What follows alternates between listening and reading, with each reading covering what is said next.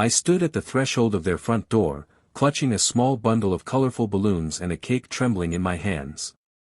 Through the glass, I saw them, Mrs. Patel holding their 1-year-old in her arms, her smile shining even brighter than the candles perched atop his cake. My heart sank. I was late. Again. 3 hours late, to be precise. They couldn't have known why.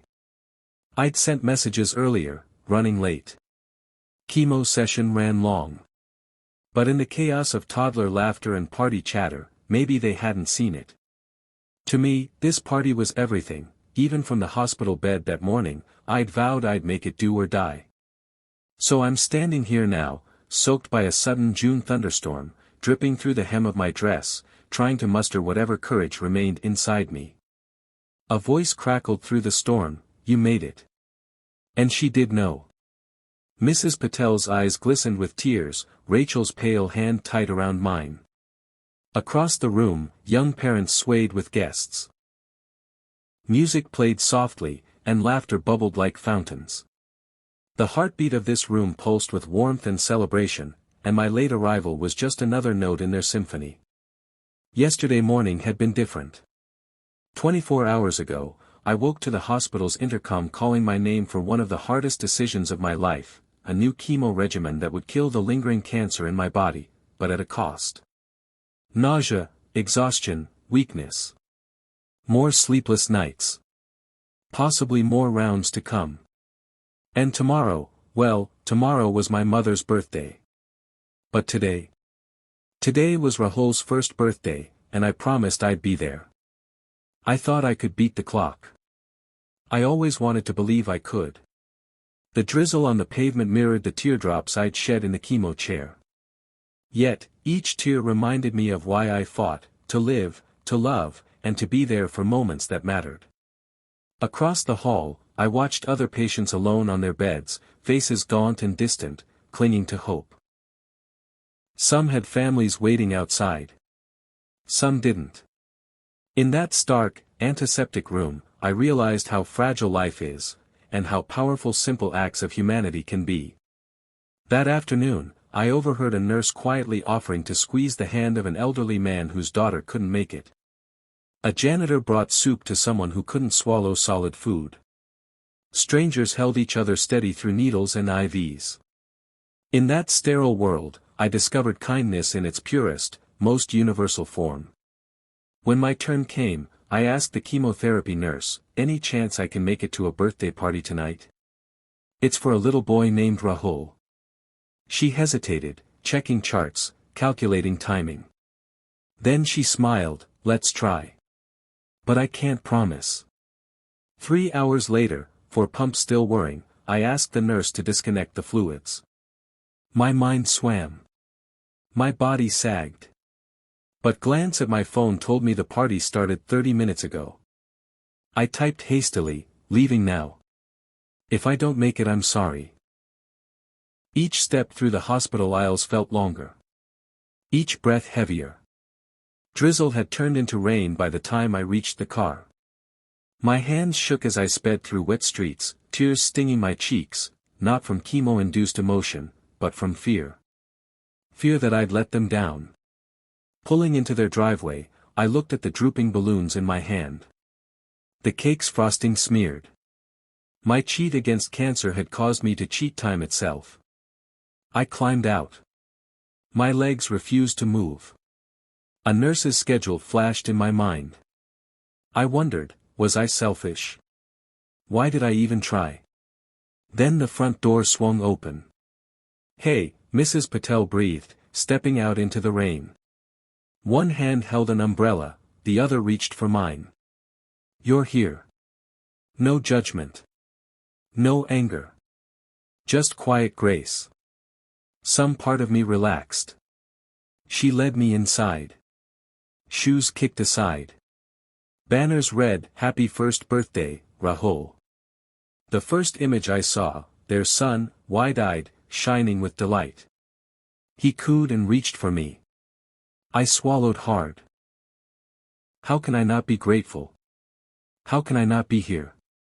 I thought of other days, days of mundane routine. I realized that, in this room flooded with love and noise, I was exactly where I needed to be. The party was in full swing.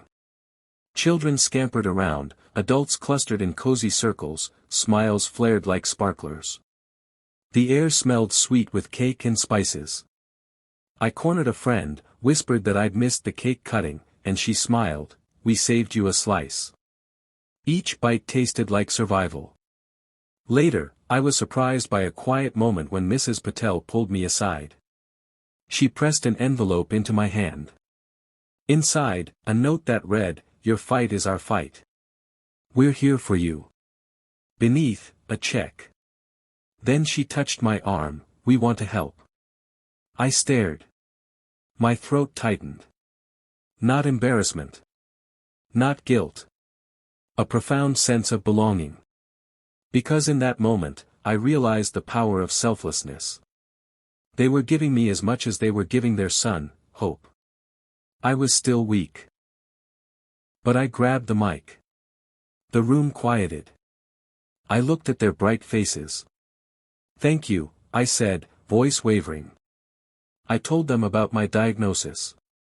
About fear and loneliness under hospital lights. About how everyday kindness kept me going.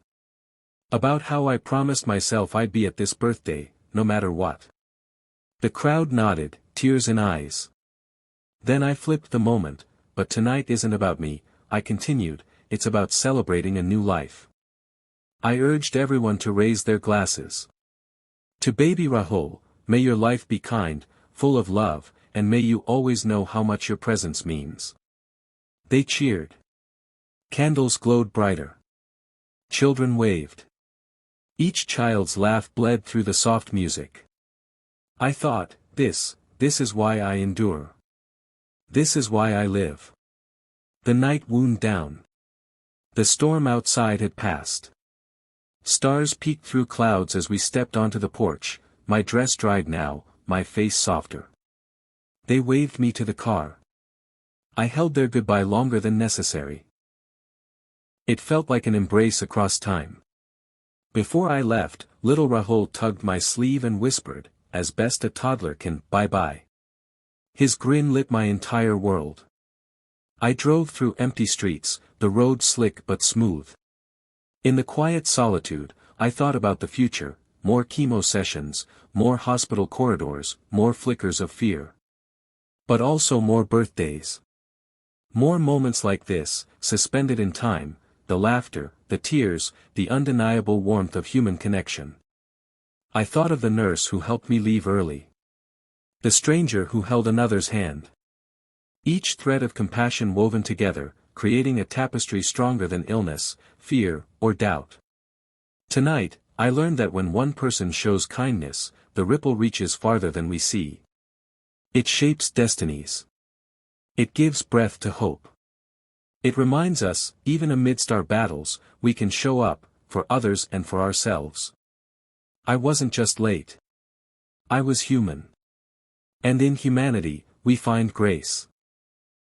So if you're fighting your own quiet war, remember this night, this party, this moment, every act of selflessness lifts someone else, and in return, lifts you. Not despite your struggles, but because of them. May we all be late sometimes, all of us stretched thin, but may we also all have someone to welcome us in, cake in hand, with hearts wide open. Because that's what binds us. That's what heals us. And that's what makes life, despite everything, immeasurably beautiful.